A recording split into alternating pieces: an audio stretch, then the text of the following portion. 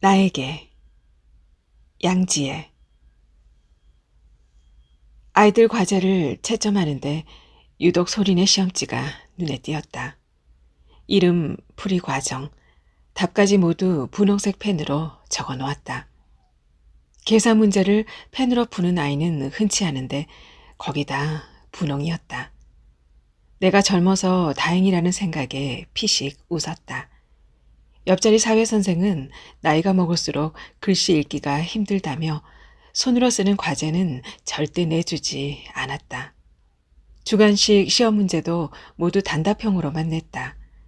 문장 단위가 되면 채점이 해독 내지는 독해가 되어버려 고역이라고 했다. 글자 포인트 13 이상, 교사들도 알고 있는 그녀 숙제의 가장 중요한 준수사항이다. 소린의 자리는 교실 중앙 앞에서 두 번째로 교탁 앞에 서면 눈에 가장 잘 띄는 위치다. 필기할 때면 소리는 미간을 계속 찌푸렸다 폈다 했다. 노트를 볼 때마다 주름이 배는 모습에서 보건대 아이답지 않게 원시가 있는 모양이었다. 분홍색 펜을 들고 찡그린 채 문제를 풀었을 소린을 상상하자 또 웃음이 났다. 그제 걷어다 놓고 아직 들여다보지 않은 필기 노트를 뒤져 소린의 것만 살펴보았다. 노트 필기도 보라색에 초록색에 제멋대로였다. 형형색색 글자를 보다 세 번째로 웃었다. 요즘 애들은 글씨를 참 못 쓴다.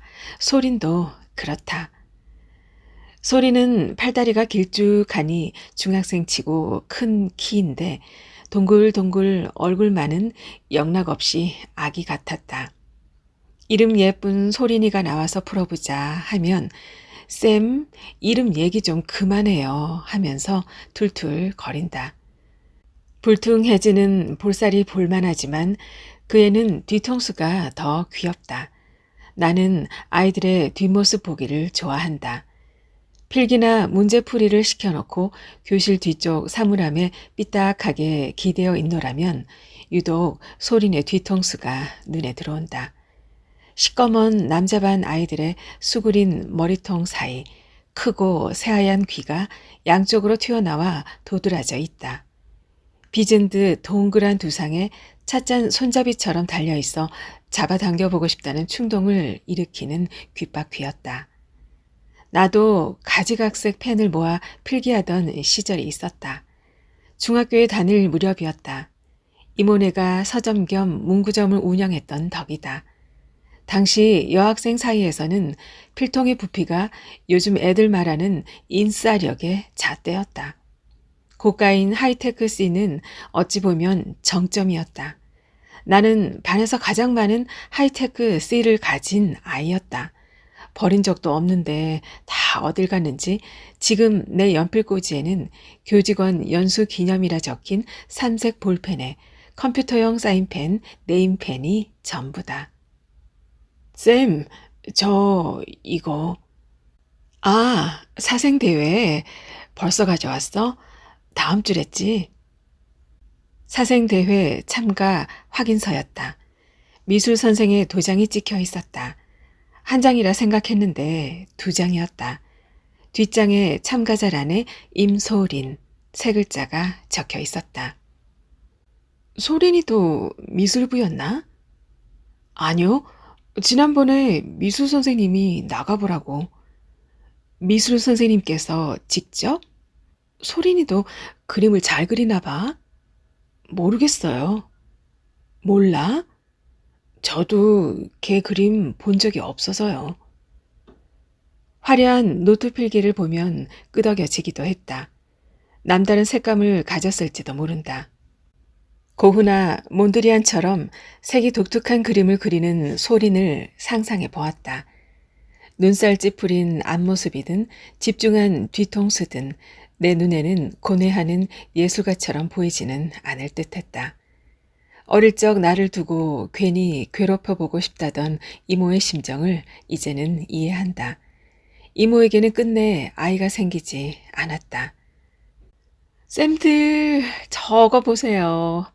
그렇게 봄이 안 올 듯 춥더니 금방 벚꽃 피겠네. 국어 선생이 창밖으로 묵직하게 핀 목련을 보며 감탄했다. 나는 한숨을 쉬었다. 주말에 집에 오라는 어머니의 메시지가 도착했다. 이모도 거들었다. 엄마 문자 받았지? 가끔 서울 집에도 가고 그래. 꽃 핀다고 아줌마들은 호들갑인데 아가씨는 한숨이야? 집에서 주말에 오라고 하시네요. 왜? 결혼하라고 잔소리 하셔?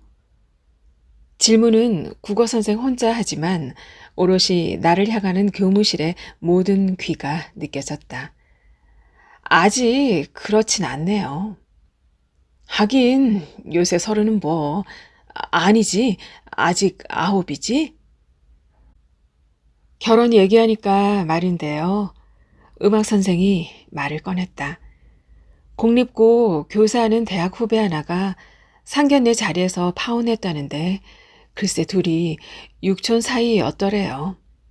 고향 후배기도 한데 시골에 소문이 나가지고 그래 요새 그렇다면서 육촌이 뭐야 사촌끼리도 요즘 애들은 안 보고 살잖아. 그런데 김 선생 고향이 어디였지? 청도 아니었어요? 맞아 청도. 작년에도 복숭아 보내주셨잖아요. 선생님도 드셔놓고서는. 아무튼 걔도 이제 37인데 큰일이에요. 걔가 말이죠. 전에 자리에서 일어났다. 커피 드실 분? 자진해 커피 석 잔 심부름을 하며 무언가를 뱉어내듯 다시 한숨을 쉬었다. 아버지는 교사였다. 일찍 돌아가신 할아버지도 교사였다. 고 들었다. 작은 아버지도 고모부도 교사였다. 친가 쪽 사촌들 역시 줄줄이 교사가 되었다. 배우자도 어떻게 학교에서만 찾아 결혼했다. 수능 성적표가 나오던 날 나는 물리학과 아니면 절대 대학에 가지 않겠다고 하루를 굶었다. 이튿날 저녁 아버지가 교직 이수를 조건으로 내걸었다.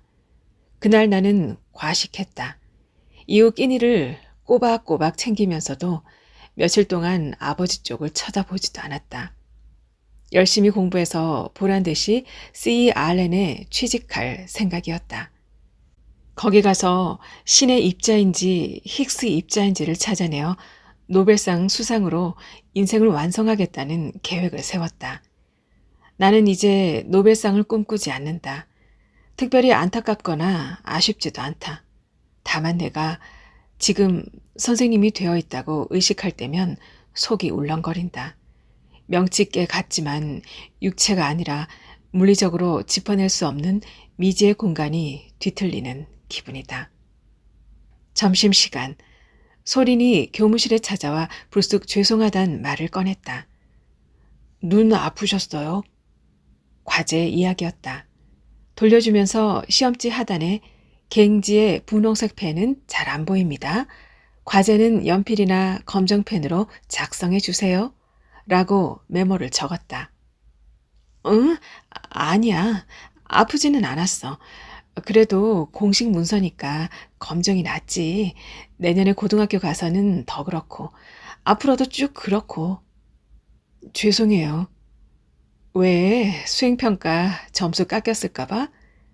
아니요. 소린이 우물쭈물했다. 할 말이 있는 듯 보였다. 그때 주말에 본가에서 가져온 뚱뚱한 필통이 눈에 들어왔다. 소린아, 무슨 색을 제일 좋아해? 핑크요. 필통을 뒤져 분홍색 계열을 골라내니 하이테크 C 한 자루, 베이비 핑크에다 핫핑크 젤리톨까지 모두 세 자루가 되었다. 요즘 애들도 하이테크 C 쓰니?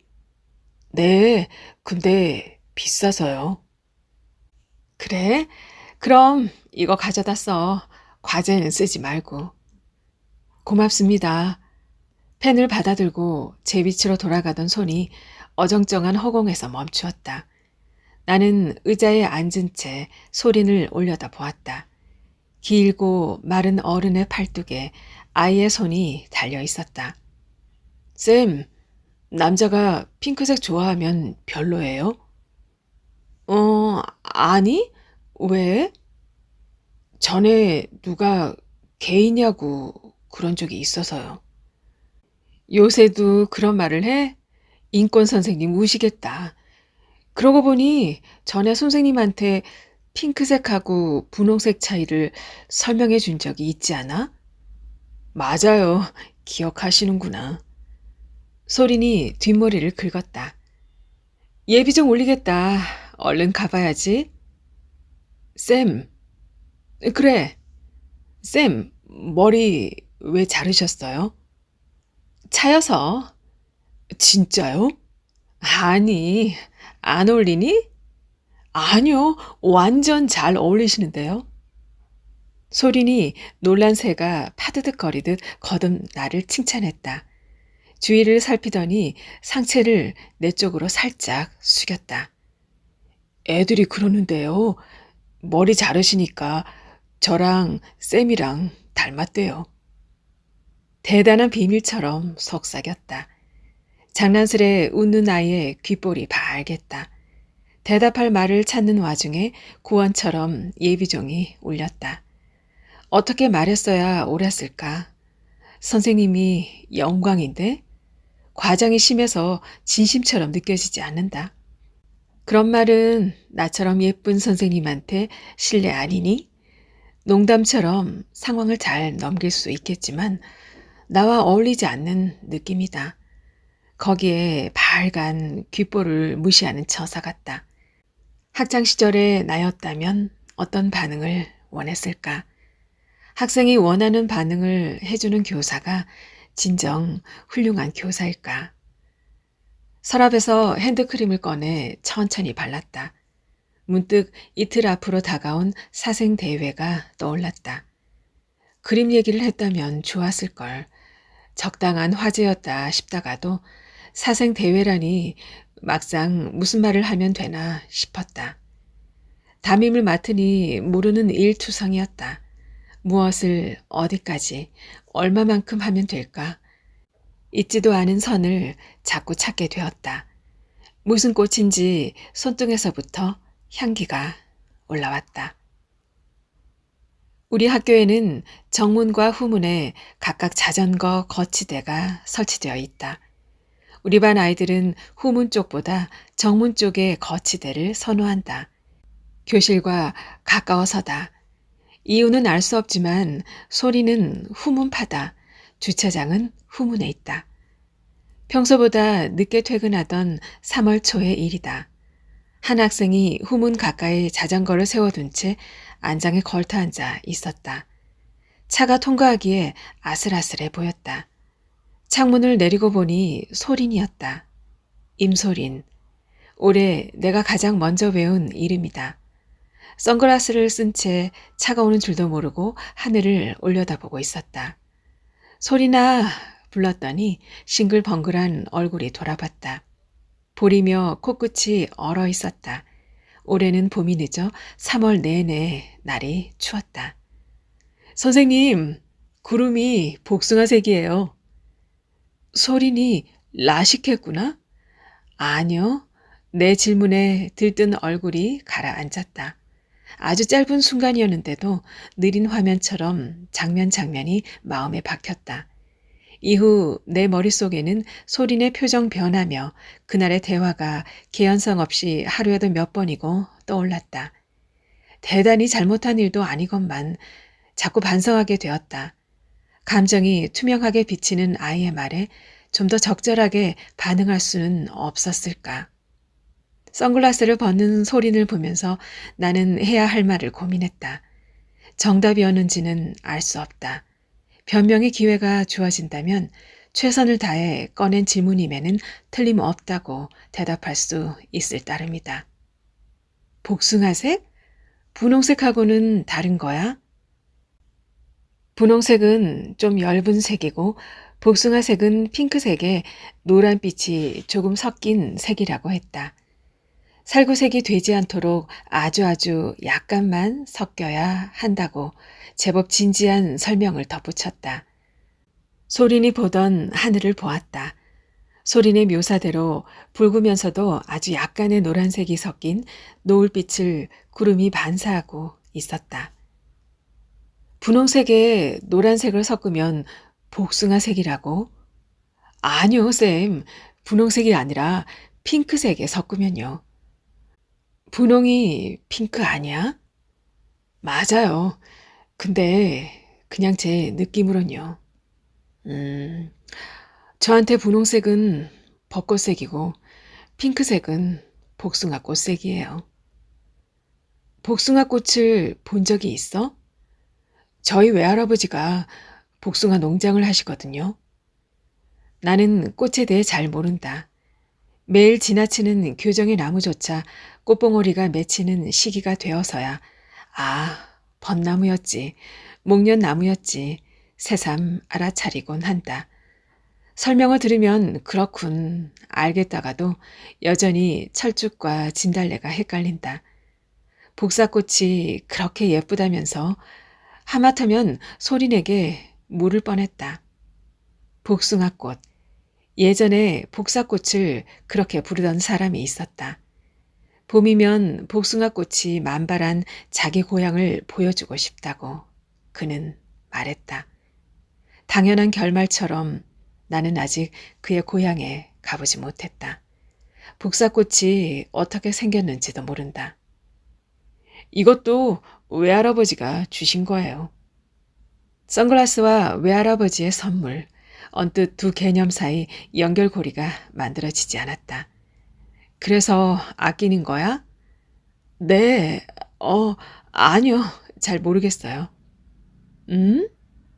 저는 외할아버지가 불편했거든요.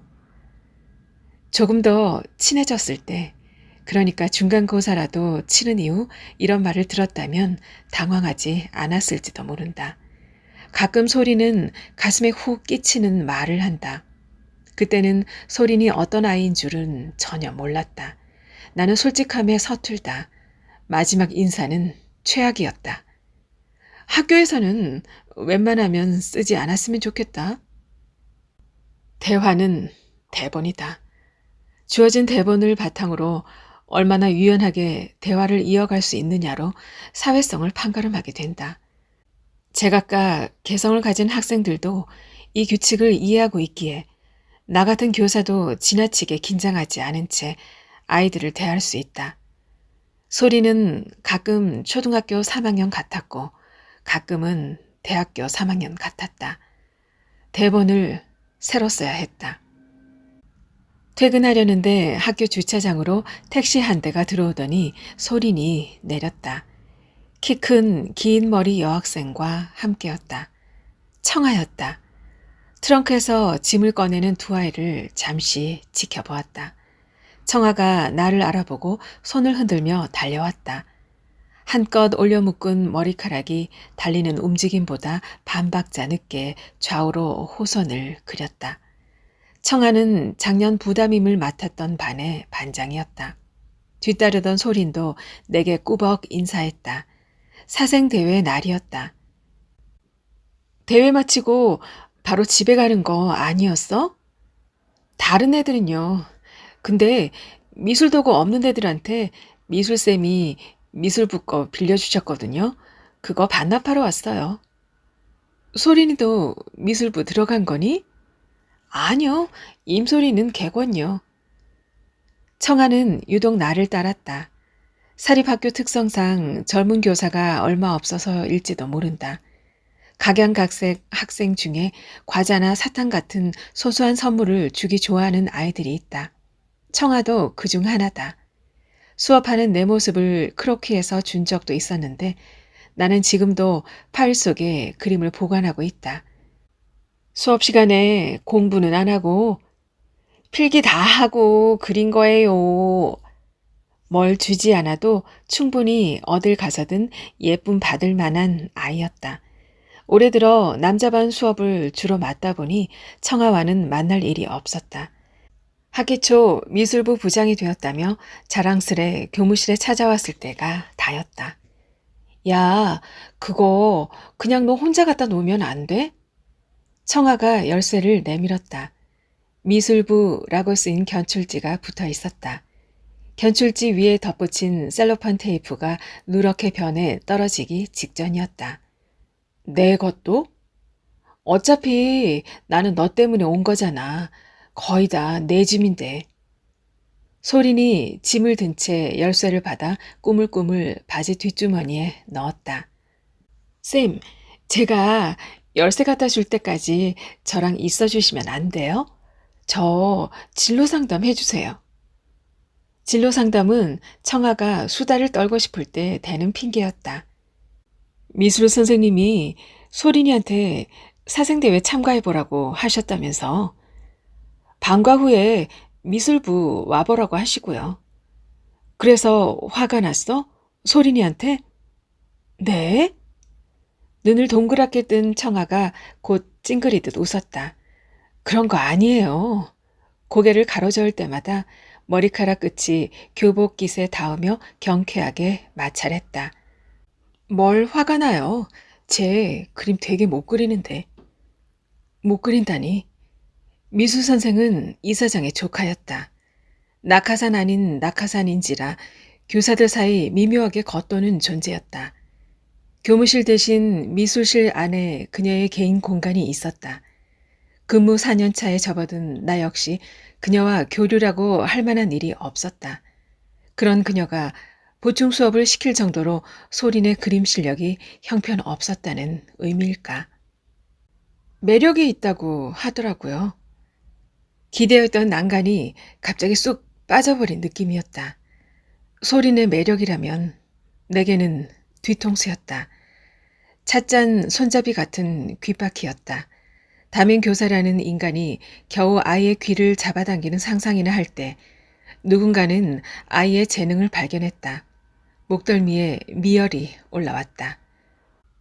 매력 있는 그림이라고?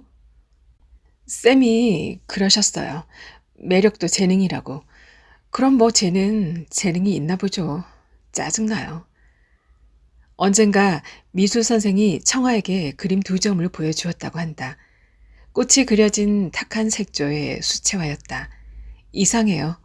청아는 솔직하게 대답했단다. 색감 이상해서 처음에는 드라이 플라워 그린 줄. 청아의 말에 따르면 꽃을 그릴 때는 색감이 중요하다. 색을 선명하게만 잡으면 실물에서 멀어진 말 그대로 그림 같은 그림이 되어버린다. 그렇다고 너무 톤을 낮추면 생명력을 잃고 만다. 아예 죽은 꽃을 표현한다면 모를까. 칙칙한 색감을 표현하기 위해 꽃이라는 정물을 택하는 사람은 멍청하다. 더구나 맑고 투명한 색조가 생명인 수채화라면 더더욱. 정확히 흑백도 아닌데 탁하고 이상한 수채화를 그리더라고요. 이런 그림도 있나 싶어서 미술쌤이나 저희 미술학원 쌤한테도 여쭤보고 그랬는데요. 보다 보니까 매력 있단 게 무슨 말인지 알 것 같기도 하고.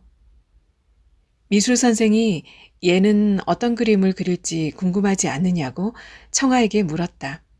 미술부장에게 양해를 구하는 말이라고 청아는 바로 알아들었다. 괜찮다고 대답했다. 어차피 3학년 되면서 그만두는 부원들이 많으니 괜찮다고. 비밀인데요. 쌤 말씀대로 화가 좀 났어요. 질투나더라고요. 근데 그럴 정도는 아니에요. 재능 있는데 못 그린다는 거지? 네, 손도 제대로 그을 줄 몰라요. 연필도 깎아본 적이 없대요. 안 지워지는 싸구려 지우개로 사비 연필을 지우질 않나. 색감이 독특하지만 그냥 보이는 대로 그리는 거더라고요.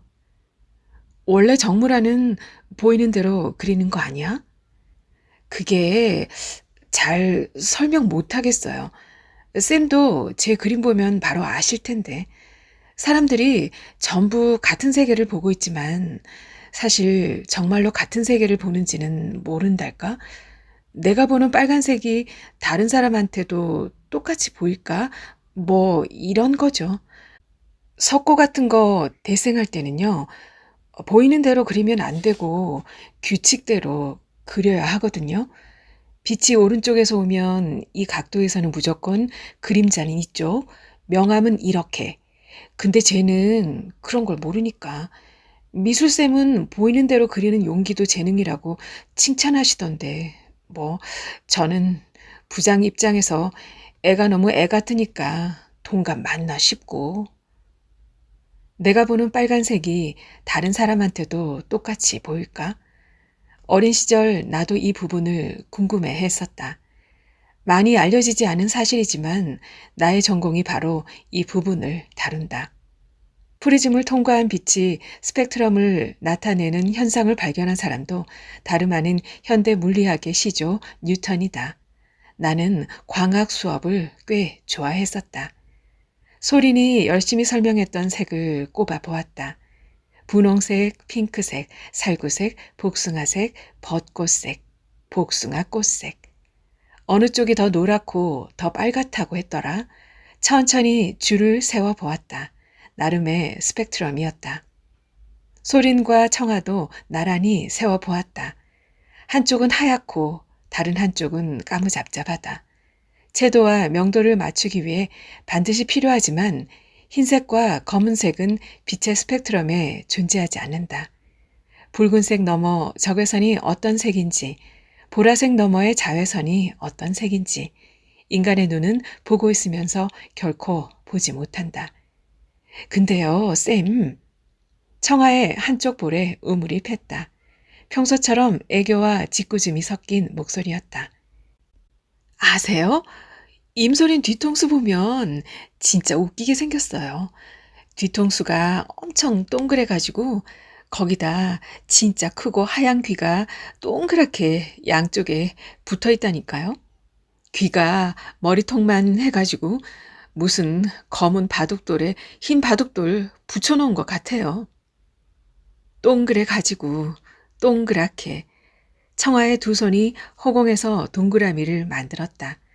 손끝이 차가워지며 텅 빈 안쪽에서 버석버석 소리가 났다. 갑자기 고함을 치고 싶어졌는데 그 대신 청아에게 웃어주고 돌아서니 아주 피곤해졌다. 일주일에 한 번 과학 관련 동영상을 아이들에게 보여준다. 교과 진도와 관련한 영상이나 아이들이 흥미를 가질 만한 과학 상식 영상도 튼다. 전멸하다시피 자던 아이들도 그때만큼은 또랑또랑 눈을 뜨고 화면을 들여다본다. 이번 주제는 스펙트럼이었다. 나는 평소처럼 교실 뒤쪽에서 영상을 보는 아이들을 지켜보았다. 그러면 멀리 떨어진 천체가 어떤 물질로 이루어졌는지는 어떻게 알 수 있을까요? 나레이션이 흐르는 가운데 소린이 가방에서 무언가를 꺼냈다. 외할아버지 선물이라던 선글라스였다. 대놓고 쓰지는 않고 안경다리를 접은 상태 그대로 눈에 가져다 댔다. 소린의 짝이 말을 걸었다. 소린이 고개를 저었다. 짝이 손을 뻗었다. 소린이 손을 밀쳐내며 고개를 저었다. 아무것도 아니야. 입 모양이 읽혔다. 뺏고 빼앗기지 않으려는 투닥거림이 소란이 되었다. 영상을 정지시켰다. 나는 잠시 아이 둘을 세워두고 아무 말도 하지 않은 채 눈을 깜빡 였다. 대단하지 않은 일이었다. 왜 그렇게 화가 나는지 알 수가 없었다. 말을 고르다 선글라스를 집어들었다. 수업 끝나고 2층 과학실로 찾으러 와. 아이의 어깨가 한껏 내려앉았다. 계절과 어울리지 않은 거센 바람 소리가 교실에 들어찼다. 지난주 토요일 나는 서울 본가에서 점심만 먹고 이모네로 향했다. 이모부가 세상을 떠난 후 이모는 이천에 작은 아파트를 얻어 혼자 지내고 있다. 가는 길에 이모가 좋아하는 상표의 막걸리를 2병 샀다. 이모, 나 머리 자를까? 머리? 어떻게? 아주 짧게 확 치려고. 그래, 해봐. 젊을 때 하고 싶은 거 해야지. 너 예전부터 보이시한 스타일 해보고 싶어 했잖아. 내가? 머리 자르고 싶은데 너희 아빠가 못 자르게 한다고 투덜거렸는데 기억 안 나? 네 엄마는 재부장단 맞춘다고 안 된다 그러고. 내 취향에 맞춰 새우를 가득 넣은 파전을 씹었다. 씹을 때마다 뽀도독한 질감이 향기와 섞이며 잘게 부서졌다. 직접 심은 파라 향이 더 강하다며 이모는 내가 올 때마다 뿌듯한 표정을 지었다. 이모도 같은 말을 하고 다시 반복하는 그런 나이가 되었다. 나는 내색하지 않고 매번 과장하며 맞장구 쳤다. 이모는 보고 싶은 드라마가 있어도 보지 않고 내가 찾아오길 기다렸다. 나는 이모의 무릎을 베고 소파에 누워서 이모의 밀린 드라마를 함께 보았다. 이모부 생전에는 일주일에 한 번씩 꼭 영화관에 갔다고 했다. 어린 시절 나도 몇 번인가 부부 외출에 동반했던 기억이 있다. 이모, 그 사람 있잖아. 결혼하려다 파혼했다나 봐.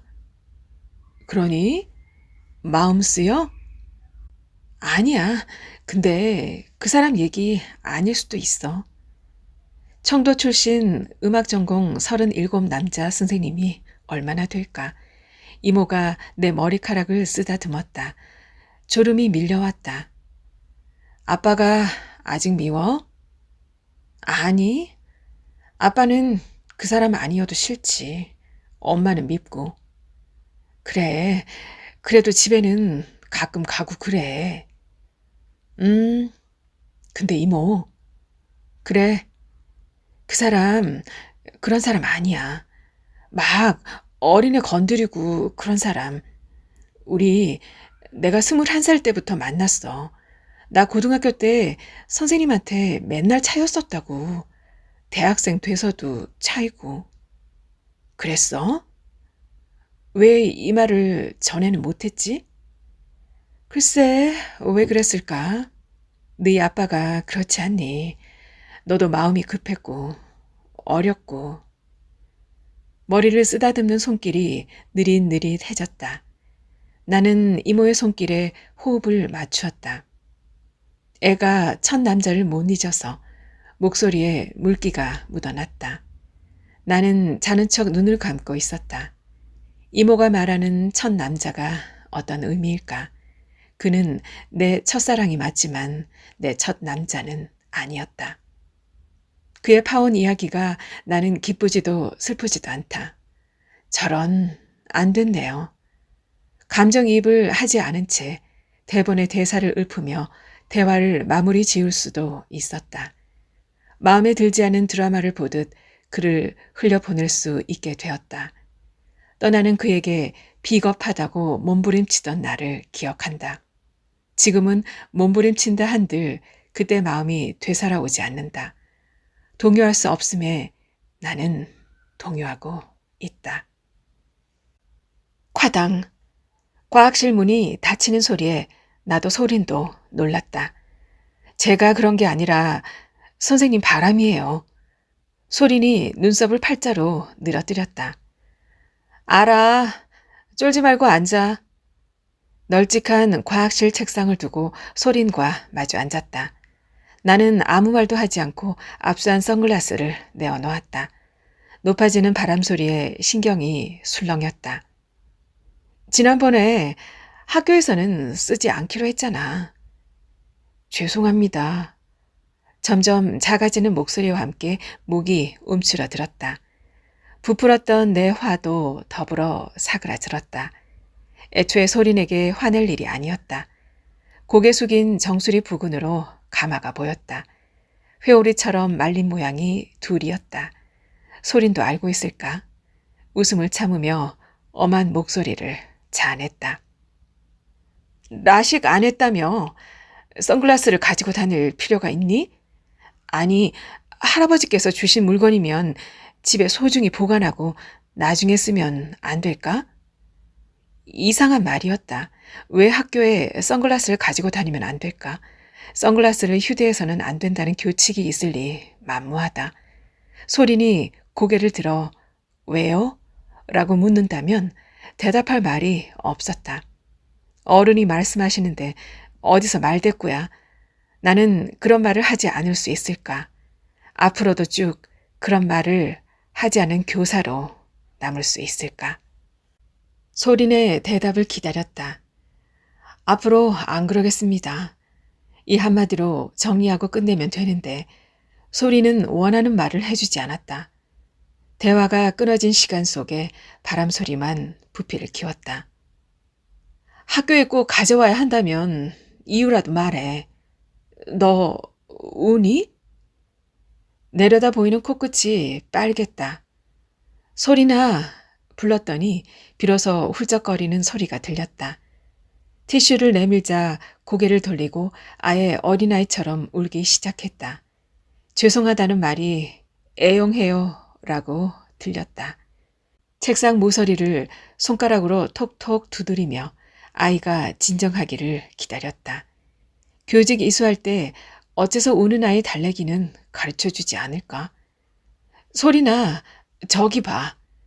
과학실 앞쪽에 창 너머를 가리키자 소린이 울음을 그쳤다. 창밖으로 회오리 바람이 불고 있었다. 모래와 함께 바람에 이리저리 쓸려다니는 육상용 허들이 보였다. 하교 중이던 아이들이 걸음을 멈추고 제각각 비명이나 감탄사를 내질렀다. 휴대폰을 꺼내 촬영하는 아이도 있었다.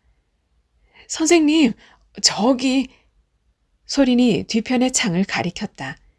과학실 뒤편의 창문 앞에는 커다란 왕벚꽃나무 두 그루가 심겨 있다. 소린의 손가락 너머 팝콘이 튀는 듯 꽃잎이 무더기로 쏟아지고 있었다. 하늘하늘 청순한 모양이 아니라 벚꽃과 바람이 으르렁거리며 버리는 사투로 보였다.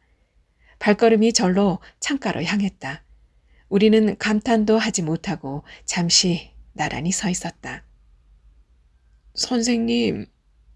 갈라진 목소리였다. 울고 난 얼굴이 발갛고 맑겠다. 저는 외할아버지가 싫었거든요. 시골 가면 맨날 남자답지 못하다고 구박만 하고. 소린이 문제의 선글라스를 내밀었다. 표면에 누구의 것인지 지문이 두세 찍혀 있었다. 써보실래요? 안경다리를 차근차근 펼쳤다. 그리고 세상이 시뻘겋고 시퍼렇게 돋아났다. 바람이 가지를 후려칠 때마다 선연이 듣는 듯 벚꽃잎이 유리창에 달라붙었다. 막 돋아나기 시작한 여린 잎새마저 선명한 지푸름으로 퍼뜩퍼뜩했다. 붉은색과 녹색의 감각만 두드려 일깨워지는 기분이었다. 낯선 세상에 반발자국 뒤로 물러섰다. 1년 전까지 저는 벚꽃도 복숭아꽃도 무슨 색인지 몰랐어요. 그런데 작년 생일에 외할아버지 댁에 갔더니 복숭아꽃이 가득 피어 있고 할아버지가 이걸... 안경 다리를 쥐었다. 앵크로마 글라스. 과학 시간에 배웠던 기억이 났다. 붉은색과 녹색을 구분하지 못하면 신호등은 어떻게 보나요? 질문까지 했었다. 되돌아온 교수의 답변이 기억나지 않았다. 다시 마주할 줄 알았다면 절대 잊어버리지 않았을 텐데. 눈이 마주쳤다. 사과하는 어른이 되고 싶다고 오랜 시간 소망해 왔건만 입이 떨어지지 않았다. 소린의 시선이 나보다 반뼘 정도 높았다. 졸업해서 학교를 떠날 때까지 높아지기만 할 그 시선을 나는 지켜보아야 한다. 소린이 떠난 후에도 다른 누군가의 눈높이가 높아지는 과정을 내리 지켜보아야 한다. 그런 일을 직업으로 삼았다. 29. 그가 나를 겨우 받아주었던 그 나이에 지금의 내가 도착해 있다. 어린 눈에 한없이 어른으로 보이던 그가 어른이 아니었음을 이제는 안다. 소린의 눈에 내가 어떻게 비칠까? 또 장차 학창시절을 추억하게 될 소린에게 나는 어떤 기억으로 남을까? 혹은 37이 된 그에게 29의 나는 어떻게 보일까? 밤새워 이야기하더라도 상대방의 시선을 이해할 수 없겠지. 눈높이가 바뀌지 않더라도 나도 그도 흘러가지 않을 수 없다. 그 모든 흐름을 붙잡으며 살 수는 없으리라. 선생님한테는 어떻게 보여요? 대답 대신 두 손을 내밀어 잡았다. 까칠한 손끝이 아직 어딘가 말랑했다. 소린이 웃었다. 다 알고 있다는 듯 단단한 어른의 미소였다. 미소 너머 슬쩍 미래의 무언가가 비쳐 보였다. 가끔은 무심하게 놓쳐버린 뒤 후회하다 결국은 또 떠나보내게 될 그것이었다. 활짝 피기만을 기다리는 그 미래를 붙잡고 있었다. 텅 빈 안쪽으로 향기가 들어찼다. 품을 수 없음을 알면서도 복사꽃이 어떻게 생겼는지 더 이상 궁금하지 않았다. 꽃 멀미라도 날 듯 봄이 또 지나고 있었다. 이어서 양지혜 작가의 수상 소감입니다. 손목시계가 둘 있습니다. 인조 가죽 하나, 메탈 하나, 딱히 비싼 물건은 아닙니다. 시계는 둘 다 1년도 넘게 멈춰 있었습니다. 가끔 멈춘 시계를 차고 나갔습니다. 움직이지 않는 바늘을 부끄러워하면서요. 유튜브 영상에서 누군가 말했습니다. 멈춘 시계를 그대로 두면 좋지 않다고. 마음에 걸리면서도 저는 참 게을렀습니다. 어느 밤, 내일은 꼭 시계에 배터리를 갈아주자고 결심했습니다. 시계를 맡긴 뒤 춥고 낯선 길을 따라 걸었습니다. 배터리 교체가 끝났다는 문자를 받을 때까지요. 시계를 찾으러 춥고 낯선 길을 되짚던 중에 당선 연락을 받았습니다. 시계를 살렸는데 내 안의 시간이 살아나는 꾸며낸 듯한 이런 일도 있습니다. 더딘 제가 앞으로 나아가기 위한 글을 쓰고 싶습니다. 노력하다 보면 언젠가 누군가는 제 글을 읽으며 괜찮은 시간을 보냈다고 여기는 날도 오리라 감히 바라봅니다. 부족한 글을 좋게 보아주신 심사위원분들, 우경미 선생님, 구여서 선생님, 아낌없이 주시는 강선 선생님, 함께 공부한 문우님들, 응원해 주시는 SF의 끈 회원님들, 버붕대 선후배님들, 곁을 지켜주는 친구들, 고마운 연을 이어가고 있는 위원회 동기분들, 멀리서 힘내고 있는 정아, 닿았다가 쓰러진 인연 속의 소중한 분들, 영감을 주는 모든 것 고맙습니다.